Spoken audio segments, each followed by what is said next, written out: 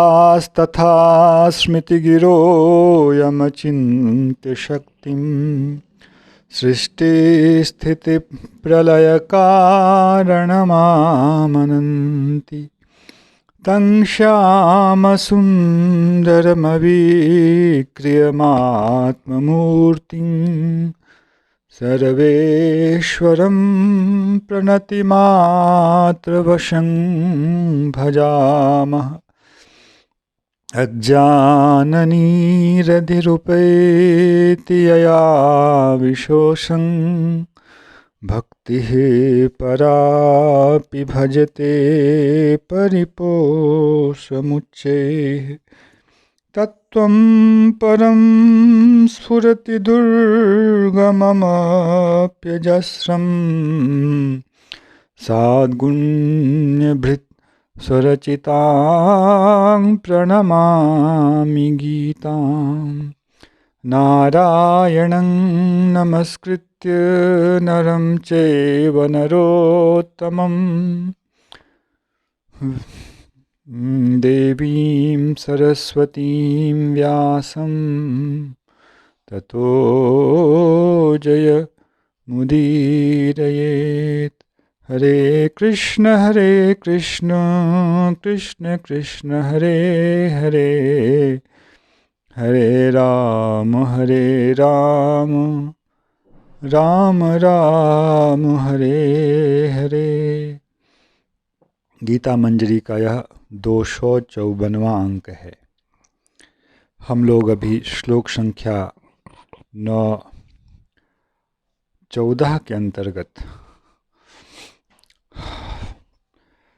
उस चिर प्रतीक्षित साधन के अंग के विषय में श्रवण कर रहे हैं, जिसका उपक्रम भगवान ने 6ठे अध्याय के अंत में किया था।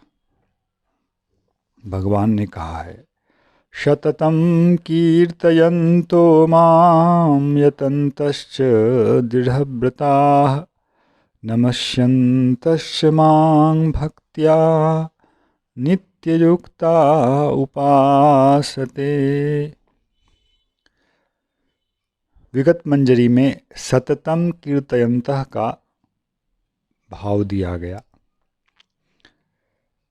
वहाँ एक विशेषण लगाना पड़ेगा, भक्त्या सततम कीर्तयन्तः। सतत कीर्तन भक्ति के बिना भी हो सकता है, जैसे सतत स्मरण। किसी का कोई शत्रु हो ना, तो उसका भी सतत स्मरण कीर्तन होता है, किंतु वह भक्ति पूर्वक नहीं होता है, वह द्वेष पूर्वक होता है। इसलिए गौड़ी संप्रदाय में जब भक्ति की उत्तमा भक्ति की परिभाषा दी गई है, तो वहाँ आनुकूल्येन कृष्णानुशीलनम कहा गया है। वहाँ जो आनुकूल्य अंश है, उसी को ही यहाँ भक्त्या सततम कीर्तयन्तः समझिए। सततम कीर्तयन्तो माम, यह हो गया कृष्णानुशीलनम, और आनुकूल्येन मतलब भक्त्या। उस क्रिया के पीछे आपके हृदय में श्री कृष्ण के प्रति अनुकूल भाव का होना है, न कि प्रतिकूल भाव का होना। उस अनुकूल भाव का होना भक्ति कहलाता है। जीव गोस्वामी ने वहाँ एक प्रश्न उठाकर इसका समाधान किया है, क्या आनुकूल्य की भक्त का भक्तित्व है या नहीं है? वह उसका भी भक्तित्व है। इसलिए क्रिया भी भक्तिमयी है, और उसको करने के पीछे का जो भाव है, वह भाव भी भक्ति ही कहलाता है। यह आवश्यक है, अन्यथा क्रिया वही होने पर भी भाव द्वेष में होने के कारण क्रिया जो है वह द्वेष में क्रिया हो जाएगी। यह बहुत आवश्यक है। इसलिए भक्त्या शब्द का अनुवर्तन सबके साथ होना चाहिए आगे। इसलिए जो कर्मयोग का भी आचरण कर रहे हैं, वहाँ भक्ति का यही अंश जाता है, आनुकूल्यांश, किंतु क्रियात्मक अंश जो है वह भिन्न हो जाता है। भगवान के प्रति अनुकूलता वाला, हाँ सिद्धांततः तो ऐसा मानता है, भले ही उस क्रिया में उसकी रुचि नहीं है। रुचि कहाँ है? यज्ञ क्रिया में है। किंतु जो आसुरी और राक्षसी प्रवृत्ति वाले होते हैं, उनकी उस सिद्धांत में ही श्रद्धा नहीं होने के कारण यह जो अनुकूलता है वह नहीं हो पाता है। तो जो क्रिया अंश है, यह एक दार्शनिक विषय है। जो क्रिया अंश है, इसमें भेद होता है कर्मयोगी, ज्ञान योगी और भक्ति योगी और ध्यान योगी में। किंतु वह जो आनुकूल्यांश है, वह थोड़े परिमाण में तो उन लोगों में भी होना ही चाहिए। वह नहीं हो तो उनकी क्रिया निष्फल हो जाएगी। श्लोक संख्या 10-12 में जिस निष्फलता की बात की गई है, वहाँ तो भक्ति शून्यता नहीं, विपरीतता है। किंतु नवम अध्याय के 3 श्लोक में अश्रद्धानाः पुरुषाः धर्मस्यास्य परन्तप प्राप्य मां निवर्तन्ते मृत्यु संसारवर्त्मनि जो कहा गया है, उसमें जो एक आवश्यक अंग है, जो शुरू से दास कहता आ रहा है कि भक्ति का किंचित अंश कर्मयोग, ज्ञान योग सबके लिए आवश्यक है, और उसकी ही मात्रा के आधार पर गुणीभूता भक्ति, प्रधानीभूता भक्ति और केवला भक्ति, इसका विभाग किया गया है। वह अनुकूलता, ईश्वर के लिए अनुकूलता का चिंतन कम है, मान्यता है उस रूप में पर स्वसुख वासना ही ज़्यादा है, मोक्ष वासना ही ज़्यादा है, उसलिए क्रिया भी करते हैं। तो वह गुणीभूता कर भक्ति है, जो कर्म योग कहलाता है। इसी प्रकार ज्ञान योग में भी ईश्वर तत्व के प्रति अनुकूलता का भाव रहना आवश्यक है, नहीं तो वह ज्ञान योग भी उसका सफल नहीं होगा। उससे संबंधित श्लोक है, ज्ञाने प्रयास मुदपास्य नमन्त एव जीवन्ति सन्मुखिताम भवदीय वार्ताम। ये और वो एक श्लोक है जिसमें कहा गया है, तेषाम अशोक क्लेशल एव शिष्यते नान्यद यथा स्थूल तुषावघाती नाम। उनके लिए जो है केवल भूसा ही रह जाता है। भूसे से कुछ निकलने वाला नहीं है। स्थूल भूसा को ही वह केवल कूट रहा है, उससे कुछ बीज नहीं निकलने वाला है। इसलिए ज्ञान के लिए प्रयास का भी बोलते हैं, वो आप उसका भी परित्याग कर दें। उस सब में जो है गुणीभूता भक्ति है। कर्मयोग का लक्ष्य मोक्ष, ज्ञान योग का लक्ष्य मोक्ष, वहाँ गुणीभूता भक्ति है। प्रधानीभूता भक्ति में मोक्ष का स्तर ऊंचा हो जाता है, वहाँ सायुज्य मोक्ष है, एकाकार हो जाना मोक्ष है। यहाँ सालोक्य, शास्त्री, शामीप्य इत्यादि मोक्ष हैं। किसमें? प्रधानीभूता में। और प्रधानीभूता में भक्ति का परिमाण बहुत ज़्यादा है। भक्ति के कीर्तन, श्रवण इत्यादि अंगों का भी पालन है, किंतु कर्म ज्ञान में भी थोड़ी श्रद्धा है। किंतु जो केवला भक्ति है, उसमें कर्म ज्ञान के प्रति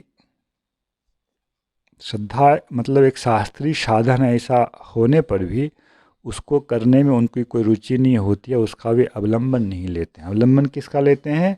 क्या सततम कीर्तयन्तो मां यतन्तश्च दृढ़व्रताः नमस्यन्तश्च मां भक्त्या नित्ययुक्ता उपासते।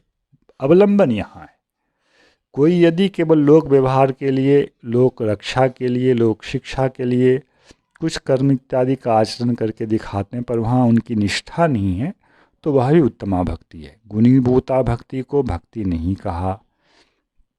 प्रधानीभूता भक्ति उससे श्रेष्ठ है, किंतु वह केवला भक्ति नहीं है। केवला भक्ति में साक्षात भक्ति का आचरण भगवत प्रीति के लिए होता है, भगवत संबंधी। कर्मयोग में वह वर्ण संबंधी है मुख्य रूप से। प्रधानीभूता में कुछ भगवत संबंधी साक्षात और कुछ वर्ण संबंधी, इस प्रकार से इनका एक वर्गीकरण है। तो आगे चलते हैं। भक्त्या माम सततम कीर्तयन्तः, इस प्रकार से वे भजन करते हैं। कौन? अनन्य मन वाला। और यतन्तश्च दृढ़व्रता, और मुझे प्राप्त करने के लिए बहुत जोर लगाते हैं, यत्न जो है प्रबल यत्न होता है, और उसमें कोई बाधा विघ्न इत्यादि आने लगे तो उससे वो नहीं घबराते हैं, क्योंकि वो क्या है, दृढ़ व्रता। दृढ़ व्रत सामान्य रूप में जो अर्थ है वह यही है कि बिल्कुल अविचलित होकर। प्रारंभिक स्तर के लोगों को ऐसा नहीं कह सकते हैं। जो भक्ति के 8 स्तर को जानते हैं, श्रद्धा, गुरुपदाश्रय, भजन क्रिया, निष्ठा, रुचि, उसमें निष्ठांग स्थिति को प्राप्त होने वाले भक्त को ही यहाँ ग्रहण किया जाएगा। उसके पहले वाले लोग जो है निष्ठित नहीं होते हैं, विचलित हो जाते हैं, इसलिए उनको दृढ़व्रती नहीं कहा जाएगा। तो दृढ़व्रता, और दृढ़व्रत कौन होते हैं, इसका वर्णन भी भगवान ने 7वें अध्याय के अंत में कर दिया है। येषां त्वन्तगतं पापम जनानां पुण्यकर्मणां ते द्वंद्वमोह निर्मुक्ता भजन्ते मां दृढ़व्रता।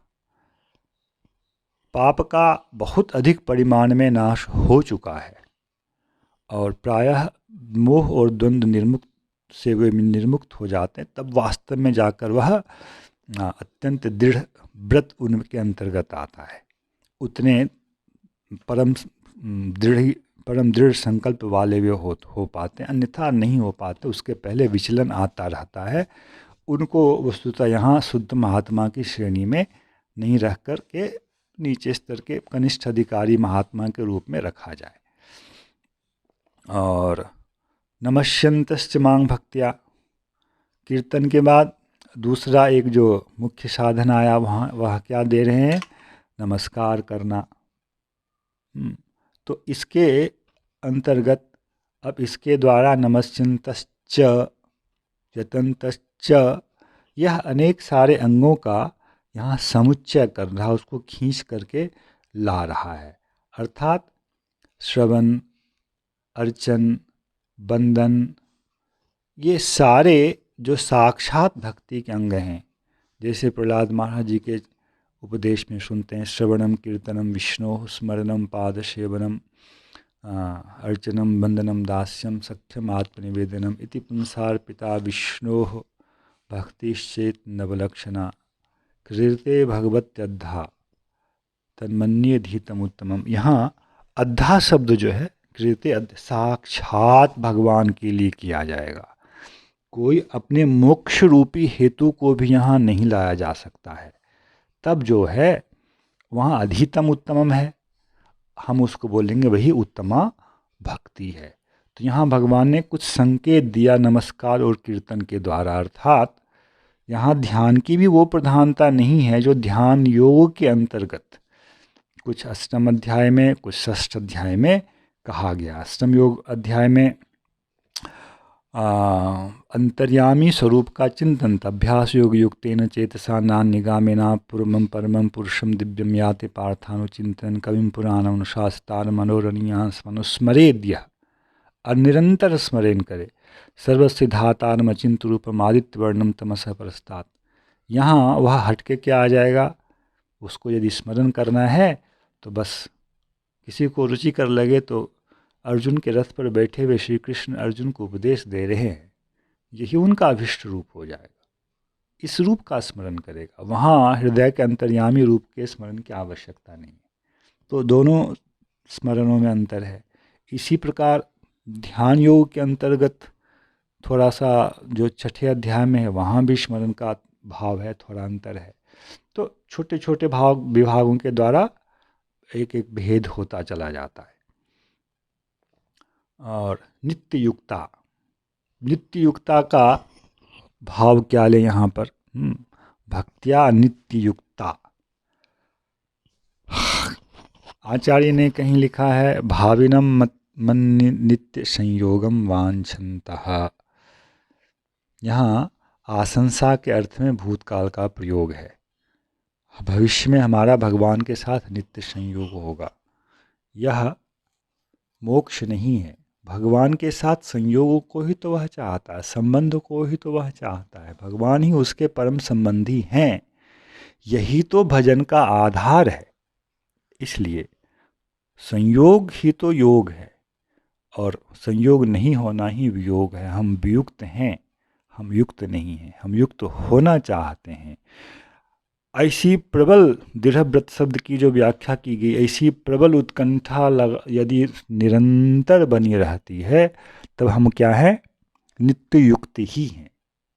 साक्षात नित्य युक्त नहीं होने पर भी हमारे हमारे नेत्रों के समक्ष ठाकुर जी प्रकट नहीं हो, तब भी हम क्या हैं? उनसे नित्य युक्त हैं। और यहाँ यह भाव रखना कि मैं भगवान की प्रकृति हूँ और भगवान मेरे स्वामी हैं, प्रकृतिमान हैं, इस रूप से भी नित्य युक्त को यहाँ किंचित परिमाण में ग्रहण किया जा सकता है। और इस रूप से क्या करते हैं? वे उपासना करते हैं। अब सामान्य रूप से इंगित दे दिया गया कि केवला भक्ति का स्वरूप, अनन्य भक्ति का स्वरूप क्या होता है, इस प्रकार का होता है। और इसके लिए जिस प्रकृति का आश्रय लेना है वह प्रकृति सत्व गुणमयी प्रकृति नहीं होगी। वह प्रकृति जो है भगवान की अंतरंगा शक्ति होगी, जिसका आश्रय लेकर भक्ति का ही आश्रय लेते हैं। जिन लोगों ने भागवत महात्म्य को श्रवण किया है, वहाँ भक्ति देवी जो है, भक्ति देवी, वह जो भक्ति देवी है वह भगवान की स्वरूप शक्ति है। उस भक्ति देवी का ही आश्रय लेना है। मोक्ष को जब हम अपना लक्ष्य बनाते हैं, उस समय जो श्री कृष्ण की जो भक्ति की जाती है वह सात्विकी भक्ति है, वहाँ गुणमयी प्रकृति का आश्रय है। और जब भक्ति को ही हम लक्ष्य बनाते हैं, तब जिस प्रकृति का आश्रय लिया जाता है वह निर्गुण प्रकृति है, गुणमयी प्रकृति नहीं है, और वह साक्षात भक्ति ही है। और उस भक्ति से ही भगवान आनंदित होते हैं और उस भक्ति से ही भगवान प्राप्त होते हैं। 11वें अध्याय के अंत में इस चीज़ को भगवान ने अर्जुन के लिए कहा है, भक्त्या तु अनन्या शक्य अहम एवं विधोर्जुन। अब यहाँ से देखिए, भजन्त अनन्य मनसो ज्ञात्वा भूतादि व्यभयम और नमस्यन्त स्मांग भक्त्या नित्य युक्ता उपासते। भगवान क्या बोल रहे हैं वहाँ 11:54 में, भक्त्या तो अनन्या शक्य अहम एवं विधोर्जुन ज्ञातुम द्रष्टुम च तत्वेन प्रवेष्टुम च परंतप। अनन्य भक्ति, उसका स्वरूप क्या है? सततम कीर्तयन्तो माम। और यह भगवान का जो श्याम सुंदर निराकार रूप है, उसके साथ उस लीला में प्रविष्ट होना, उसको देखना, उनका अनुभव करना तत्वतः। एवं यो वेत्ति तत्वतः, जो भगवान ने 4थे अध्याय में कहा था, यह नाहम वेदै न तपसा न दानेन न चेज्जया। भगवान ने कहा, न तो यह वेदाध्ययनों के द्वारा, तपस्या के द्वारा, दान के द्वारा, इज्या कर्म यज्ञ कर्म, इन सब चीज़ों के द्वारा यह प्राप्त होना संभव नहीं है। क्या प्राप्त होना संभव नहीं है? अर्जुन को भगवान ने कहा, दृष्ट्वेदम मानुषम रूपम तब सौम्यम जनार्दन। वह जो भगवान का मानुष रूप है ना, वही भगवान का सर्वोत्तम रूप है। उसी के विषय में भगवान यह कह रहे हैं, वह जो मानुष रूप है मेरा, दिव्य रूप है, विश्व रूप नहीं, मानुष रूप, उसके तत्व को समझना, तत्वतः उसका दर्शन करना और तत्वेन प्रवेष्टुम, इसको अन्य प्रकार से ले तो तत्वतः ही उनके साथ युक्त होना, यह तो केवल अनन्य भक्ति का ही विषय होता है। और इसी को सुनकर, मतलब पूरा इतना सुंदर भगवान ने गूंथ कर यहाँ प्रस्तुत किया है। अर्जुन ने आगे वह प्रश्न 12 अध्याय का रखा है कि एक तो आपका जो यह श्याम सुंदरा का रूप है, निराकार रूप है, इससे सतत युक्त होकर भक्त लोग आपकी उपासना करते हैं, वे ही भक्त हैं। एवं सतत युक्ता ये भक्तास्त्वाम पर्युपासते, भक्ताः एव सतत युक्ताः ते एव त्वाम पर्युपासते।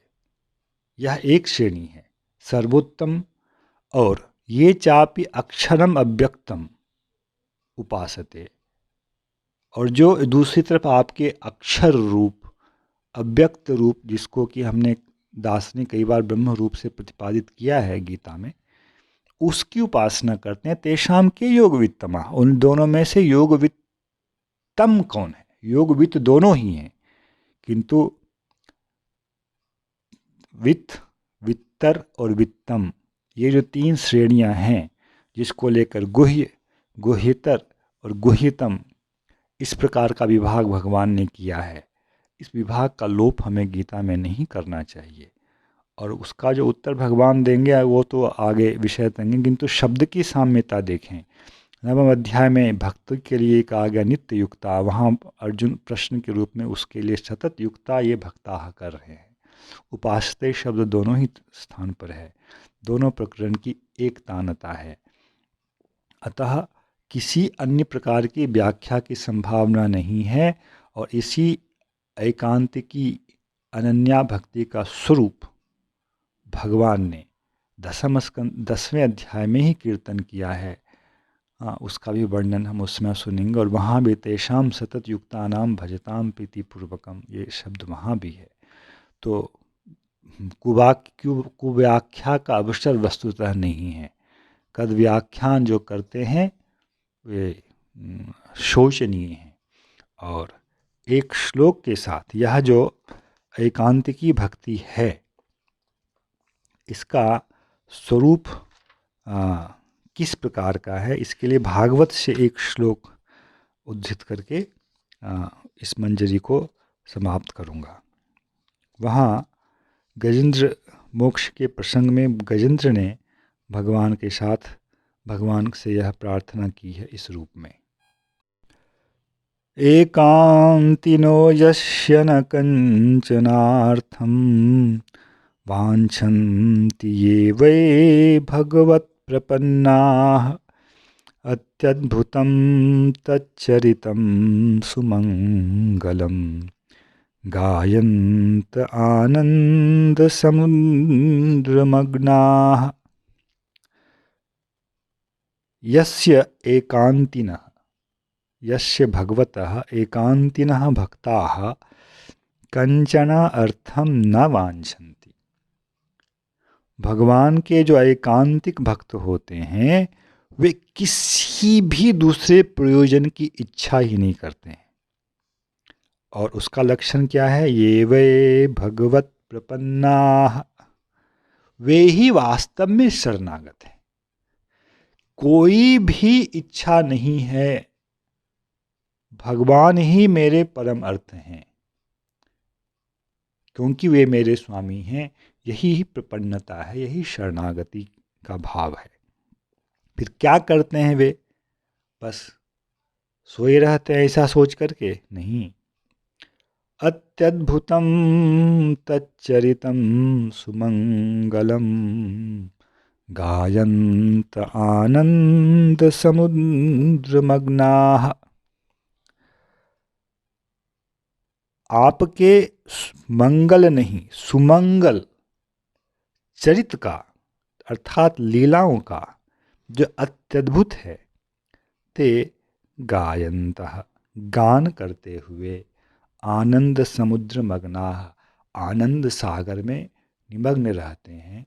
बस यही इस साधन का स्वरूप है। ना साधन अलग है, ना साध्य अलग है। बस हम कितना इस आनंद सागर में प्रवेश कर पाते हैं, इतना ही भेद है, अन्यथा शुरू से ही यह आनंदमय है। इसी को भगवान ने 9वें अध्याय के प्रारंभ में कहा है। प्रत्यक्षावगमं धर्म्यं सुसुखं कर्तुमव्ययम्, करने में भी यह अत्यंत सुखमय है। जय श्री कृष्ण। हरे कृष्ण कृष्ण कृष्ण हरे हरे, हरे राम राम राम हरे हरे।